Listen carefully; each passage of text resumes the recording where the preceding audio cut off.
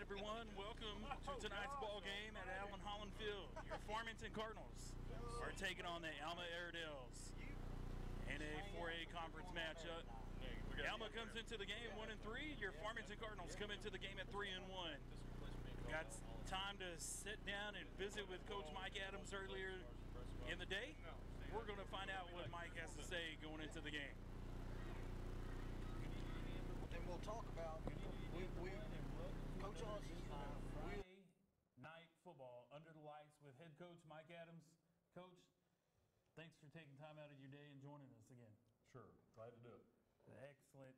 Tonight, big time matchup against Alma Airedales, even though that they can't come to town hosting a 1-3 record. If you look at their record, it's kind of one of those things that even though that they're 1-3, they're 1-0 in the conference. You look at they played Van Buren, Russellville, Springdale, lost all three of those, and then they come back last week and defeat Valonia.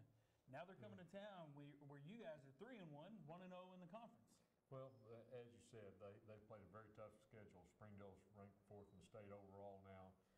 Van Buren, it's a rivalry game, and they're doing, they're having a good season as well. And then Russellville's in the top 10 in 6A. So they played a really tough schedule, and Doug has got them well prepared. Their schedule is tough, but it's got them ready for conference play. They dominated Valonia last week.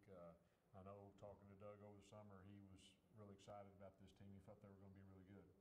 Yeah, looking at some of the stats, even though that they're averaging 18 points a game on the season, like we said, that was against Russellville, Van Buren, and Springdale. And then they come out last week and they put up, I believe it was 36 points against Valonia, right. and now they're coming to town. And one of the things when you look at their roster, one of the things that stand out to me is the fact that their starting front five on the offensive side of the ball are the same starting front five that they had last year. Right. They've got their top 10 guys back on the offensive line, all their starters and all 5 backups. So wow. That's one of the reasons Doug was so excited, and they're real solid. The first couple of games, they looked a lot like they did last year. They spread it out a lot. They had the Grayson kid, the big tall receiver, and a good quarterback who could really throw it. But last week in particular, they've kind of gone back to more of a power run scheme, which is kind of Doug's background, and they've seemed a lot more comfortable in that. They've got a big 2 quarterbacks they play, just like we do. They've got a big kid that's 6 foot and 228 quarterback, and he's a good solid runner. And they decide they're going to line up and pound at you pretty good with that offensive line. So you've seen kind of last year. I remember looking back at last year's game footage. They kind of spread it out, kind of threw the ball around a little bit.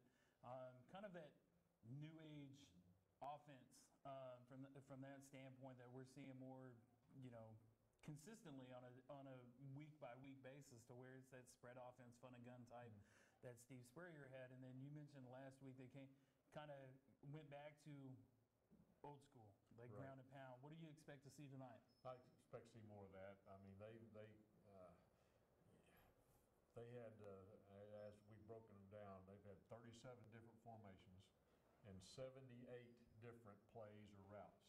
Wow. So it's been a nightmare to try and prepare, and we've kind of really had to cut back on what we do defensively just so we make sure we get lined up.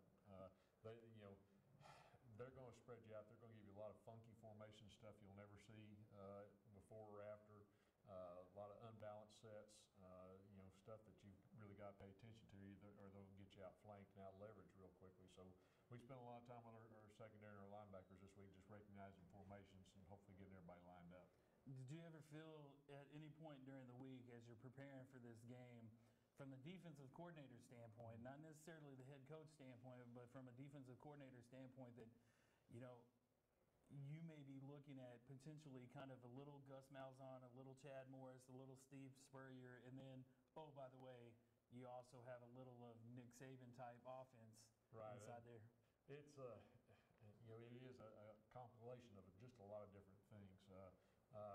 Coach Gunner, their offensive coordinator, has a spread background, but Doug's background is like me, more power football, and so that's kind of shown through. I think he got a little frustrated with some of the stuff they did early in the season, so they've gone to more what he really believes plays in, I think. And I think we'll see more of that. Now, we're going to see some spread it out. They've got a couple of really good receivers, big, tall kids that can run. And they've got, their other quarterback who's 6'3", about 190. He throws it pretty good. So we'll see all of it. But I really think when it gets down to it, we're going to see the power stuff. And, right. That's what we've prepared for. On the flip side of that, their defense has given up some points and a lot of yards so far this season. From the offensive standpoint, what are you guys? From our offensive standpoint, what are you guys looking forward to? Me personally, I would think that we're probably going to see a lot of returner, a lot of Tony Mayo, little, pass. Keep it balanced and go from the gain of attack. We want to, stay balanced as much as possible, but their last week Bologna ran a lot of the same sets we do, and they, Doug likes to keep 7 guys in the box. He learned this defense from me. That's what we ran at Charleston when he was a player, and when he was a coach for me at Fayetteville. So they want to keep 7 guys in there. So and their defensive front, just like their offensive front, have a lot of returning starters back. For us to be successful, we're going to have to get some of those guys out of there. And to do that, Drew Sturgeon and Colton Reeves and Marquavian Watson, those guys are going to have to catch the football for us. And our quarterbacks are going to have to be accurate in throwing it. We feel like they're going to give us some space out there, and we need to take advantage of it.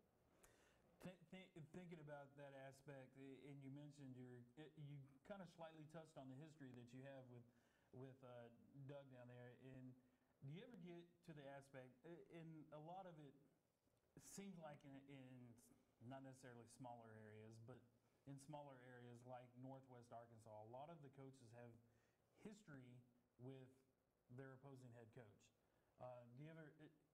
How do you prepare for that, knowing that he's been around you for a long time, you've been around him for a while, learned from each other, worked with each other, and now you're facing each other? It's a lot of fun. Yeah. Doug and I have had a contest going all week who can pour mouth the most, but he's a great coach. He's a good guy. He's one of my best friends, and I love him to death. Except for tonight, right. we're going to try and beat each other's brains out. As far as knowing what each other are going to do, he's got a sense of what I want to do, and I've got a sense of what he wants to do. But you're going to do that with anybody. Right. You're looking at their film, you're going to see, get an idea of what they really believe in and what they're going to try and do when they've got to do something. So I don't think there's a whole lot of the history that plays into it, other than it's just a good matchup for us, and we do have a good basis of knowledge of what each guy wants to do. Right. Anything that we haven't seen from last week coming into this week as far as like health of the team is concerned? I don't think so. We're about the same. We've still got some of our younger kids that are out right now, but the varsity guys are by and large out there. We've got some bumps and bruises. This is the halfway point of the season, so you're starting. Right. We're starting to get beat up a little bit, but that's just football. We're going to power on through that. That's going to happen to every team. Every team's going to have their bumps and bruises and headaches and sore necks and that sort of thing. It was a good thing about last week is that towards the end of the game against Clarksville, you were able to get some of the younger guys in there. Talk about a little bit about that growth and development for those guys, and for them to be able to step onto a field in a varsity game like atmosphere, and what kind of dividends that could pay in future for us. Well, those guys, they work as hard as anybody on our team. Sure. Sometimes harder because those guys are mostly scout teamers, and they're the ones that are getting pounded by the older guys. So it's great when they have an opportunity to get in a varsity game.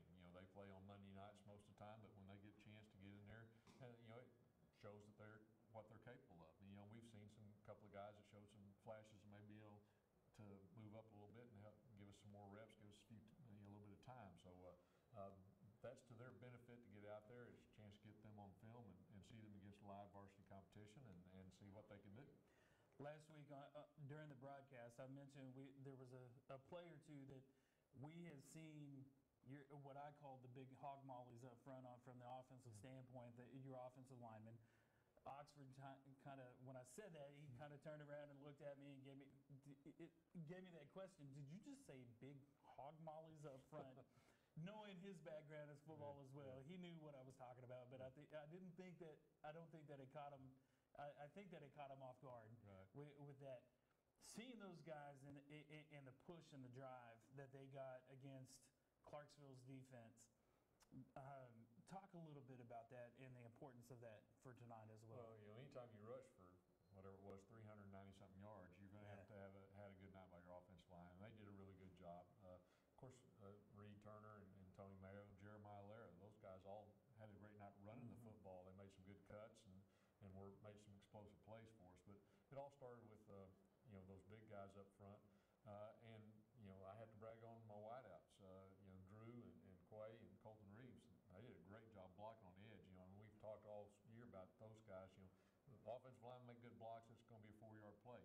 You make a good block, could be a touchdown. And that's what happened on that first long touchdown by Reed. I mean, we had 2 guys out there locked up, and that's what sprung him free. So, our offense played better as a whole last week. We had a good week of practice, and it showed, and hopefully it'll carry over into this week. Absolutely. Looking forward to it tonight, Coach. 3 things that we can look forward to. I think you'll see a lot of power game. I think you'll see out of both sides. We're both going to try and run the football. And so, you better get there early because it may be a short game. It won't be one of these 185 plays like you see in some of these spread teams play each other. Right. But, I think hopefully on both sides you're going to see good defense. I think it's good. It's a real balanced matchup. Alma's one of the 2 or 3 teams in our league we haven't beaten yet as a 5A member of the 5A. So we're our kids are excited about that opportunity, and I know Doug feels good about his bunch. So I think it'll be a really good game. Very cool, Coach. I appreciate the time. Folks, that's going to do it for us tonight. We'll take a quick commercial break, and when we come back, I'll be joined alongside ladies Cardinals softball coach Randy Osnes, as well as Jeff Oxford, tag team duo as well. We'll take a quick break, and we'll get set for kickoff. Good evening, everyone, and welcome to another edition of Friday Night Football Under the Lights with head coach Mike Adams. Coach, thanks for taking time out of your day and joining us again. Sure, glad to do it. Excellent. Tonight, big time matchup against Alma Airedales, even though that they can't come to town hosting a 1-3 record. If you look at their record, it's kind of one of those things that even though that they're 1-3, they're 1-0 in the conference. You look at. Welcome back, Cardinal fans. We are live from Holland Field. Lost all 3 of those, and then they come back. We're about to take on the Alma Airedales. Defeat Valonia alongside tag team partners. You guys are 3-1, 1-0 in the conference. Well, as you said, they played a very tough schedule. Springdale's ranked 4th in the state overall now. I strongly agree that they're definitely my Farmington Cardinals. So what are you saying, Brian Dean? They're not your they're having a good season as well, and then Russellville's in Cardinals. Ours? That's better than yours. schedule. And Doug has got well prepared their schedule. You too, Jeff Oxford. Yeah. Hey, Coach Osnes. Last week, I know talking to Doug over the summer. On Alma Airedales, they brought every retired Jefferson bus up here. They have 8 charters. They have 1 box buses. truck. They have a 20-foot covered trailer. I mean, what all did they bring from Alma tonight? There is nothing left in Alma. There's nothing left down there, Coach. I strongly agree. Huh? Hey, Cardinals come in 1-0 in conference play, and you get to open your first home conference play. And Coach, what better place to do that than here at Holland Field? Well, as I tell you what, the field looks great tonight. We've got a little celebration with the little cheerleaders here tonight that we got to see during pregame. The band was wonderful. The weather is great. Great night to play football. 2 weeks ago, you and I, we go on the road. We're at Pea Ridge. Rough night for the Redbirds, and you and I were curious, how are they going to respond?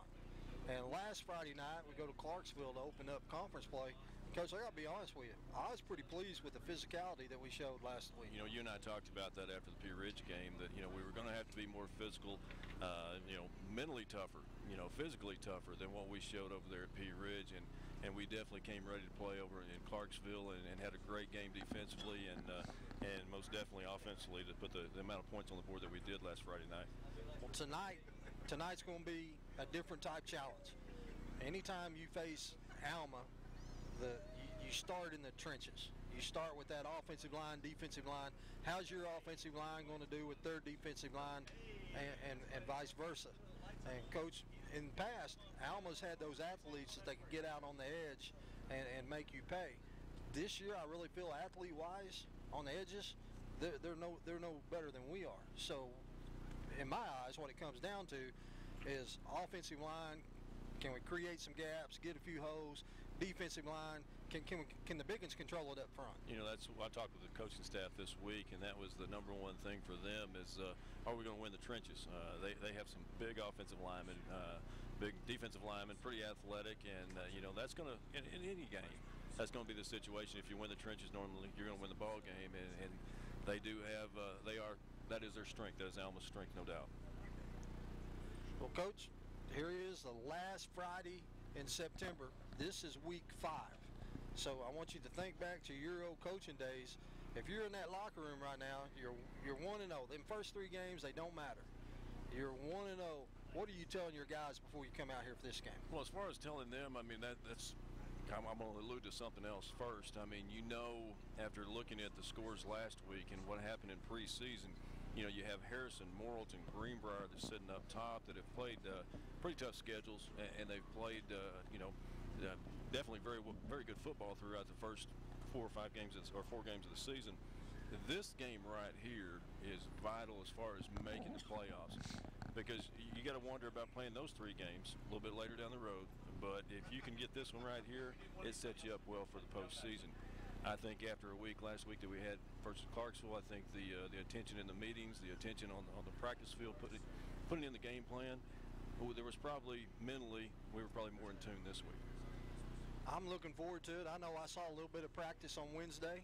You know, when the guys was in pads, a lot of hitting going on, a lot of energy, Coach. And when you got that still going on in week 5, and you're not having to coerce it to get that energy level, usually tells me that come Friday night, you know, you're going to have pretty good energy level. Yeah, I mean that's, you know, as a player, as a coach, and so on, you are excited about the days and pads that you have. You know, you instill or you put in the game plan, you know, in shorts and shells and so on, and run from there. But when you get in pads, you want to see it full tilt, and it was good to hear that Wednesday's practice was a great practice. Coach, I'm looking out as both captains, sets of captains on the field. I look out there for Alma, and they got a tackle defensive end, 6'4", 270, and the offensive lineman, defensive lineman, number 76 at 6'2", 250. If a fight breaks out, you got them.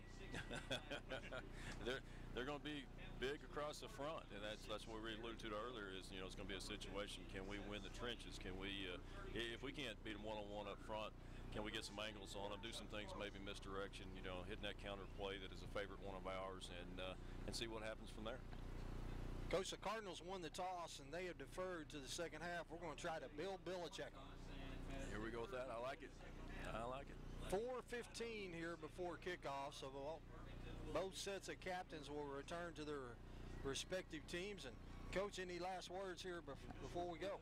You know, the big thing is just like that, deferring to the second half. I know we want to go on the field first defensively. Alma's going to give you many formations. They're going to try to out-formation you, try to get you a little confused. They have a limited number of plays. Their playbook is relatively small, but their formations are many. So it's nice to see we're going to go on defense first and see what we can do against all these different formations. A lot of smoke and mirrors, Coach. All smoke and mirrors. I like it. I will tell you this, though. The running back, Rosenberry, you know, you was telling me he also doubles as their Mike linebacker. Here's a guy 6'1", 205. You know, that's a big old boy. That is. He's a senior. He's the one that's carried the load for him. I think he did a great job last week from what I was told. Quarterback makes great decisions. I think more last week, you can tell with their size, they're more of a ground and pound type unit. When they do throw the ball, Grayson Bailey has been their leading receiver. Those are the 3 guys we're going to hear a lot about tonight from the visitors.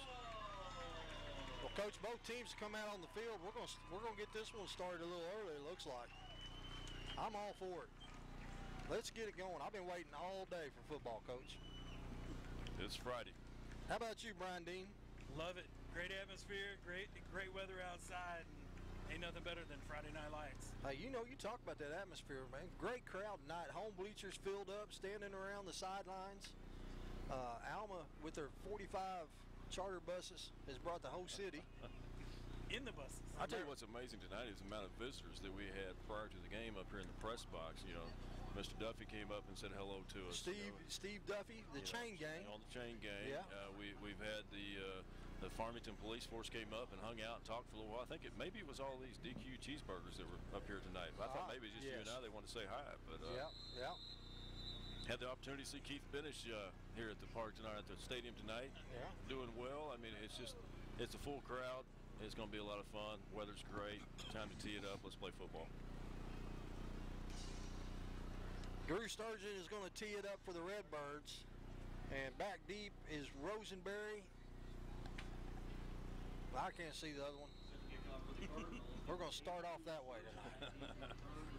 Number 23. 23, Josh Davis. Pooch kick is going to be it's going to be dropped, but picked back up. And got some running room across the 30, the 35, up to about the 40. As Roseberry tried to field that on the run, and it bounced out of his hands, but he was able to get a good bounce. I thought we were going to get a gift right there on the opening kickoff. Hit him in the chest, kicked off his knee, and he was fortunate the ball kicked right back up to him. So Alma takes over first down and 10, just across their own 40-yard line. Alma's huddled up over on their sidelines, and here they come. Blair's your quarterback.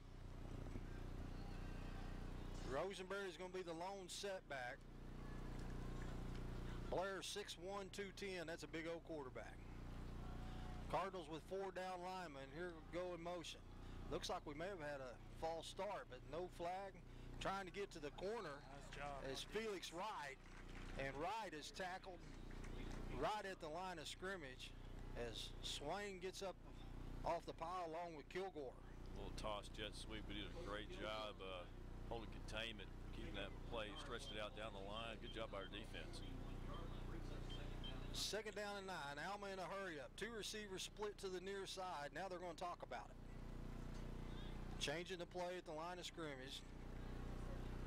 Here's Blair in the shotgun. Cardinals show blitz off the near side. Here comes the option. Quarterback's going to be hit right at the line of scrimmage, and that was a great job right there, Coach. Our defensive end come in, made the quarterback make that quick decision. You know, they're trying to run a just straight option, speed option, and from what we're seeing right there, we can tell that Landon Blair doesn't have the same speed and quickness maybe that we saw last week or even the week before, and that was a good job right there playing assignment football. 3 receivers split to the far side, 2 to the near side. Blair's going to be all back there by himself. Redbird's going to be back there to see him here shortly. Here it comes. The slant is complete at the 50, down inside the 45 to the 40, as that pass is complete to Canfield. Well, one thing we did see right there, Blair does have a cannon. They ran a little slant with a little curl behind it right at the sticks, and he stuck that ball in there. Must have been a hole. First down and 10, the ball at the Cardinal 41-yard line. You know, and that's one thing that I was talking with Coach Adams about earlier is the first 3 games that Alma played, they threw the ball all over the field, and then they come back last week and went traditionally back to their ground and pound offense. So trying to figure out which way he was going to turn the page is an obstacle. Going to be a false start here against the Alma Airedales. Looks like that looked like the opening play.